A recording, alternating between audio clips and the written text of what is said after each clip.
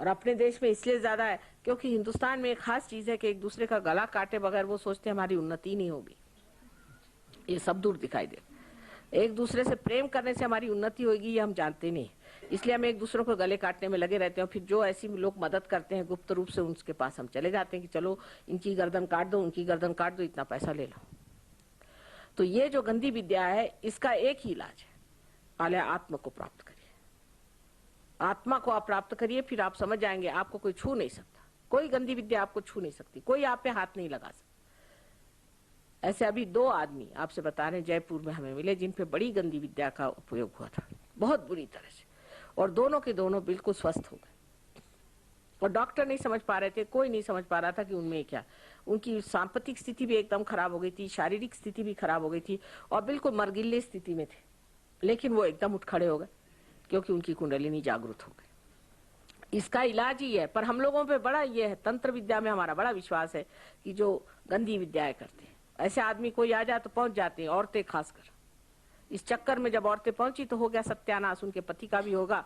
अब पति से कुछ झगड़ा हो गया तो पहुंच गए उनके पास बताने, भाई पति से बढ़ के और कौन होता है, लेकिन उनसे जाके बताएंगे कि हमारे पति ने ये किया वो किया। अब वो ये तो नहीं करते कि पति को ठीक करे, लेकिन पति में कोई ना कोई भूत डाल देते हैं। जैसे एक बम्बई में लेडी है, उसके पति बहुत ज्यादा शराब पीते थे, तो वो तांत्रिक के पास गई, उनसे जाके कहने लगे मेरे पति शराब पीते, इनको ठीक कर दीजिए। उन्होंने थोड़े दिन के लिए ठीक कर दिया, लेकिन वो जुआ खेलने लगा। उसके बाद गई कि मेरा पति अब जुआ खेलने लगे, वो ठीक कर दीजिए। तो वो जुआ खेलना तो ठीक हो गया, अब वो भूत निकाल के दूसरा भूत उनके अंदर डाल दिया, तो वो औरतों को रखने लगे। तो अब वो गई कि उसने जाके बताया कि भाई देखो ये क्या तुम कर रही है, एक के बाद ये कर रही है।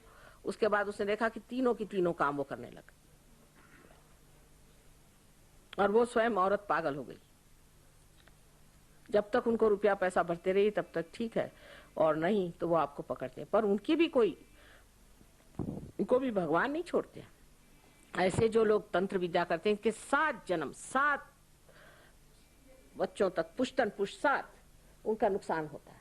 मैं आपको बताऊं, लंदन में एक साहब आए थे हमारे पास और वो डॉक्टर साहब थे हिंदुस्तानी, और वो कह रहे मुझे पता नहीं क्या आजकल चक्कर आते हैं, ग्लानि रहती है, डिप्रेशन रहता है। तो मैंने उनसे पूछा क्या आपके बाप दादों में कोई तंत्र विद्या करता था? कल हाँ हमारे यहाँ 2 पुश्त में हुई थी, लेकिन हमारे 5 पुश्त में ऐसा ही चल रहा। मैंने कहा ठीक है, अभी आपका बच्चा बच गया, नसीब समझ लीजिए। बाद में उनको मैंने ठीक किया तो उनको जूते मारने पड़े उन लोगों को जिन्होंने तंत्र विद्या की थी। जूता हमारे ऐसा मारते हैं, उनका नाम लिख करके जूता मारी, सिंबॉलिक। उससे उनकी स्थिति ठीक हुई, बड़ी बुरी हालत में थे।